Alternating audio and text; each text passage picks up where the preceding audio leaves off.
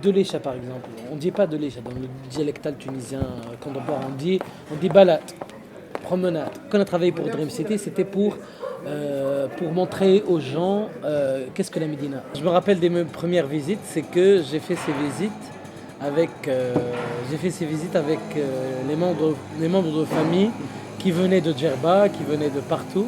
On avait des invités, des familles de mes parents, les amis de mes parents, ceux qu'ils ont étudié avec, ils venaient des régions comme Sahel, Sfax, Sud et tout. Et c'était moi parce que moi je suis le petit gamin hyperactif qui cherche toujours à présenter ses choses pour les autres. Et c'était ma mère qui était heureuse pour ça, qui dit allez tu mènes tata voir les belles choses de la Médina. Ces murs sont vraiment c'est des histoires. Et et j'ai commencé par ce que j'ai cherché partout. J'ai demandé à mes grands-parents, à les voisins, mais c'est quoi cette madrasa? C'est quoi l'histoire de ce mosquée? C'est quoi cette zaouia et tout? Belgique, c'est obligatoire d'avoir ces deux murs en terre.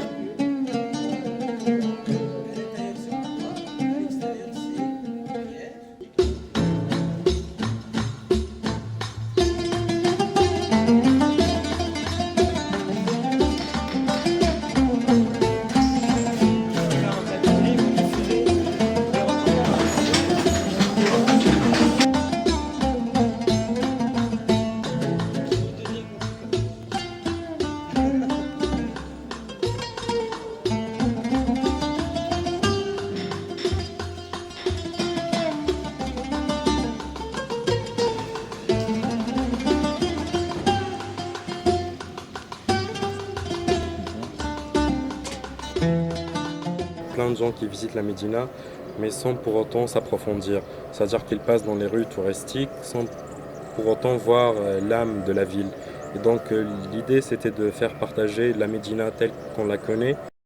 On essaye le maximum d'inclure les gens qui habitent à la Médina, donc, pour que eux-mêmes soient porteurs de cette initiative de rendre la Médina un meilleur endroit. C'est pas seulement une visite guidée, une visite touristique, on dit toujours que c'est une expérience, mais même nous on s'expérimente, comme à chaque événement, chaque activité qu'on fait. Et on sort, après ça, on sort avec une base de données, on a développé nos propres cartes de la Médina, des cartes postales, mais aussi on a développé le sens des lieux où il faut aller ou pas, ou une sorte d'échelle de visibilité. On ne prétend pas connaître toute l'histoire, mais on connaît notre histoire de la Médina, c'est notre vision qu'on essaie de partager.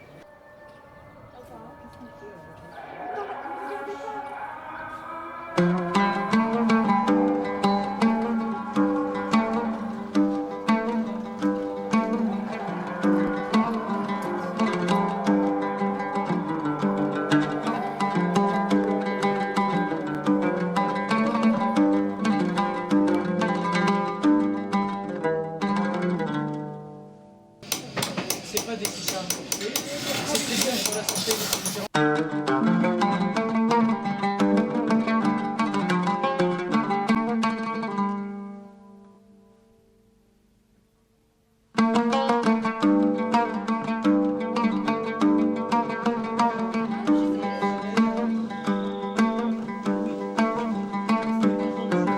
Ce qui est intéressant, c'est qu'on ne fait pas de vécu historique brut, qu'on ne parle pas de l'histoire, mais on parle de vécu.